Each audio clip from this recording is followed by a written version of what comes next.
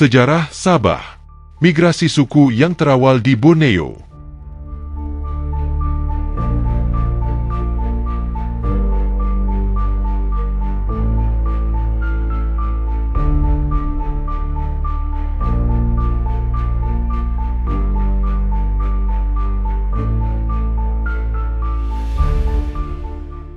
Bismillahirrahmanirrahim. Salam sejahtera. Bersua lagi dalam membongkar kisah sejarah. Kali ini kami membawakan satu lagi topik menarik, iaitu Dusun di Pulau Borneo. Seperti apakah kisah ini? Mari sama-sama kita saksikan. Pulau Borneo, pulau ketiga terbesar di dunia, 743,000 sq km, dikenali sebagai Kalimantan atau dalam bahasa Sanskrit Kalamantana oleh penduduk Indonesia. Bagaimanapun, dalam catatan British, pulau ini disebut sebagai Borneo. Terdapat juga penulis barat dahulu menganggap Brunei dan Borneo adalah istilah yang sama, kerana hampir keseluruhan pulau Borneo dahulu merupakan wilayah Empayar Brunei. Pada tahun 2020, jumlah penduduk di Pulau Borneo adalah seramai 23,408,733. Penduduk paling ramai adalah di Kalimantan, 16,230,000, Sabah 3,912,600, Sarawak 2,823,300 dan Brunei 442,833. Pada tahun 1950, jumlah penduduk di Sabah hanya seramai 334,141, Sarawak 546,385 dan Brunei 40,657. Daripada seramai 334,141 penduduk di Sabah, 243,009 adalah penduduk yang telah mendiami Pulau Borneo sebelum tahun 1963, disebut sebagai penduduk asal peribumi.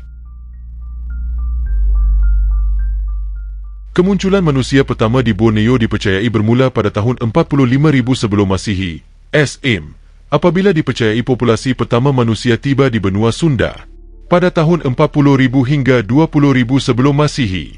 Satu penempatan manusia di Gua Niah, Sarawak telah ditemui.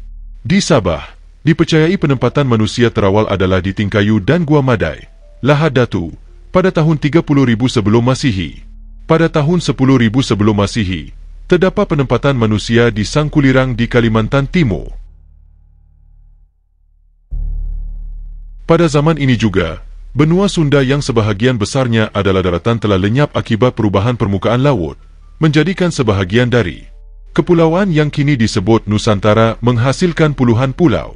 Populasi manusia di Borneo semakin bertambah apabila satu penempatan dan kebudayaan manusia ditemui di sepanjang pesisir Teluk Serunai Purba di Kalimantan Selatan pada tahun 5,000 sebelum Masihi.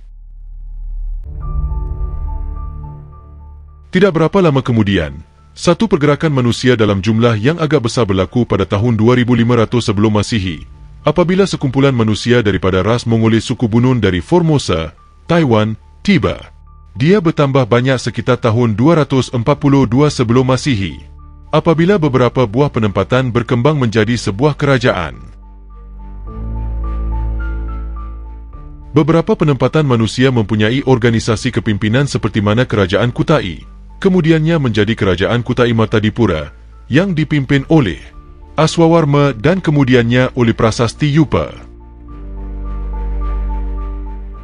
Bukti kewujudan komuniti dusun di Sarawak dimaktubkan dalam Perlembagaan Persekutuan, Perkara 161A, 6 dan 7, disebutkan bahawa bagi Sarawak, warga negara Bumi Putera atau kaum asal adalah kaum-kaum Bukitan, Bisayah, Dusun, Dayak Laut, Dayak Darat, Kadayan, Kalabit, Kayan, Kenyah, termasuk Sabuk dan Sipeng, Kajang, termasuk Sekapan, Kejaman, Lehanan, Punan, Tanjung dan Kanowit, Lugat, Lisum, Melayu, Melano, Murut, Penan, Sian, Tagal, Tabun dan Ukit. Pernyataan perlembagaan ini menunjukkan dusun juga adalah kaum terawal di Sarawak dan mempunyai kaitan dengan manusia yang telah bermigrasi ke benua Sunda dan Borneo pada tahun sebelum Masihi atau awal tahun selepas Masihi, seperti mana kaum-kaum lain yang telah disebutkan. Dari sudut sejarah, Bukti kewujudan dusun di Sarawak adalah sejarah persengketaan kaum Kayan dan dusun di Baram dan Belait sekitar tahun 1870. Beberapa penulis dari barat pula sering mengaitkan kaum Dayak di Sarawak dengan dusun di Sabah seperti mana tulisan Elizabeth Mershon yang melabel dusun dan Dayak sebagai wild men. Elizabeth Mershon with the Wild Men of Borneo, 1922:42. Menyatakan, in the interior and on the west coast are found the Dusans, or Sun Dayaks, the main tribe of British North Borneo. This tribe is divided up into many tribes and sections, including the Rungas, the Koraris, the Ampulum, the Sagasagas, the Tunbunwas, the Tingaras, and the Rumenos. The Dusun Darat, far interior, is little better than a savage.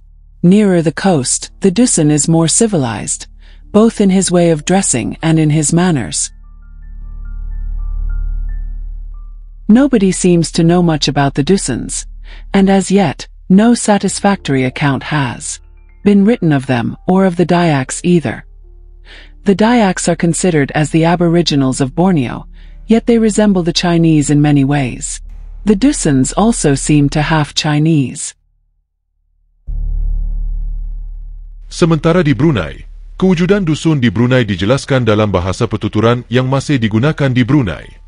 H.R. Hughes Khalid menjelaskan bahawa terdapat 7 bahasa asal dituturkan di Brunei, iaitu Dayak, Dusun, Punan, Brunei Melayu, Kedayan, Belait dan Tutong. Seperti mana di Sarawak, kaum-kaum ini juga dipercayai mempunyai leluhur dengan manusia terawal di Borneo sebelum Masihi. Di Sabah, dusun menjadi penduduk asal Sabah yang dimaktubkan dalam perlembagaan setelah bermigrasi dari Kerajaan Puni. Pada abad yang ke-13, penduduk dusun berjumlah 103,834 pada 19,228 dan seramai 144, 960 daripada 454,421 penduduk Sabah pada tahun 1960. Pada tahun 2010, jumlah penduduk dusun di Sabah adalah seramai 555,547 daripada 3,129,040 penduduk Sabah. Sebahagian besar komuniti dusun menetap di pedalaman termasuk Tuaran, Ranau, Keningau, Tambunan, Kota Belud, Kota Marudu dan Telupit.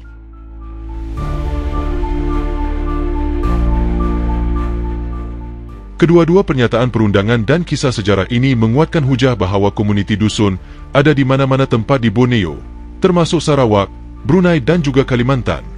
Pernyataan ini berasas kerana dalam sejarah, komuniti dusun telah bermigrasi beberapa kali.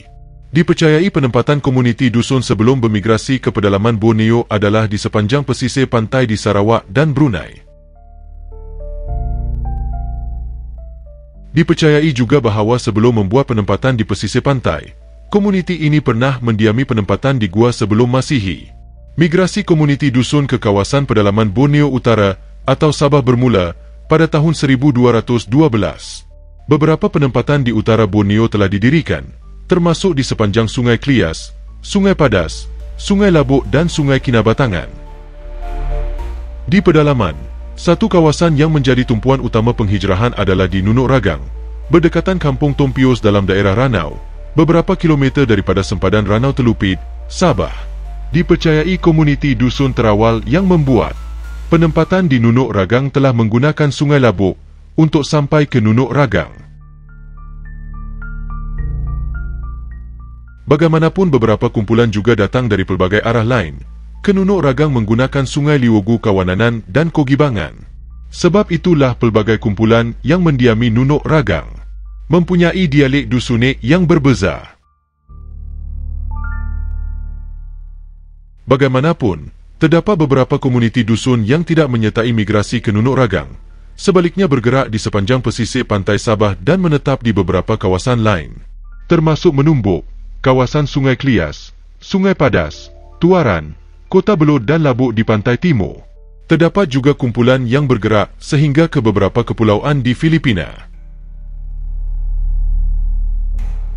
Istilah dusun sebenarnya adalah daripada bahasa Melayu Brunei dan bahasa Jawa kuno yang merujuk kepada kebun.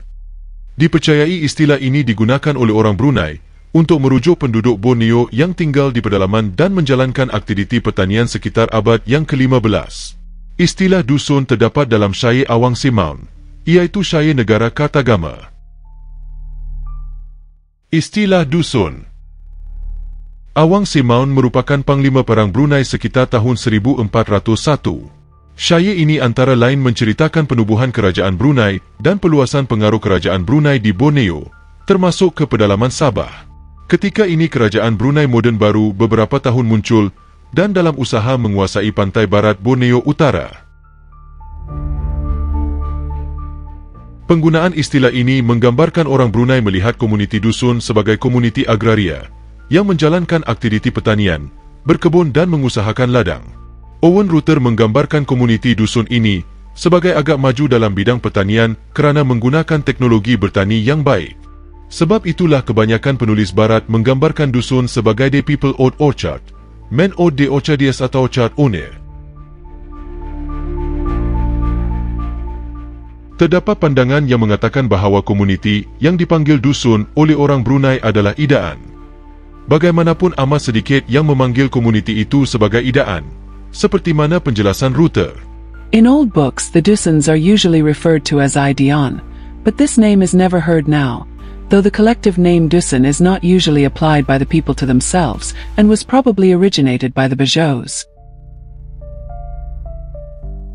Istilah idaan hanya digunakan oleh pegawai syarikat Hindia Timur British, Alexander Dalimpli, yang telah menggunakan istilah idaan untuk merujuk kepada dusun pada tahun 1762. Istilah yang digunakan oleh Dalimpli pernah dicadangkan kepada SBBU, tetapi tidak diterima kerana istilah dusun lebih awal dan digunakan oleh kerajaan Brunei sebelum ini.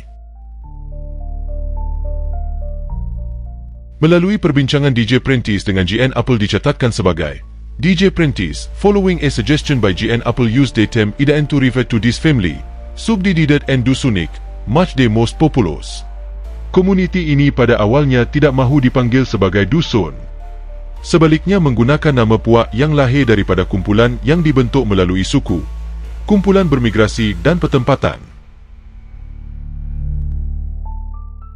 Kumpulan-kumpulan ini menggunakan nama puak seperti Puak Tagahas, Talantang, Bundu, Tindal, Maragot, Tatana, Lotut, Gana, Kimar Egang, Tinagas, Tuhawun, Kogosingan, Polupu, Tagaruh, Tolinting, Lintanga, Gobukun, Topokun, Mangkaap, Sinulihan, Minokok, Tompizozet, Tompulung, Tindakun, Tibabar, Pahu, Kuizu, Koroli, Turawet, Liwogu, Sinandapak, Garo, Tangara, Bangkakkun, Rungus, Tiobilong dan sebagainya. Bagaimanapun, selepas SBBU mentadbir Borneo Utara, secara perlahan-lahan komuniti ini mula menggunakan istilah dusun kerana istilah tersebut digunakan dalam dokumen rasmi kerajaan. Pernyataan bahawa istilah dusun tidak digunakan oleh komuniti ini, sebaliknya menggunakan nama puak atau suku, dinyatakan juga oleh seorang paderi Kristian Katolik. Father J. Stahl telah menulis satu artikel bertajuk De Dusun, Old North Borneo, Their Social Life, pada tahun 1923. Terdapat beberapa perubahan nama puak juga turut ditemui, menurut Paderi J. Stahl. But the Dusans do not call themselves by this name. These of the interior generally call themselves according to the regions they inhabit. These living among the hills are called Tagas and Taidong, whilst those near the coast name themselves Kadazan or Kadayan. There are moreover many more names. All the non-hill tribes spurn the name Tag has, and to call a Kadazan Tagas is considered offensive. Owen Rutter juga menyatakan bahawa komuniti dusun lebih suka menamakan diri mereka dengan nama puak yang diambil daripada nama objek, perlakuan dan sebagainya.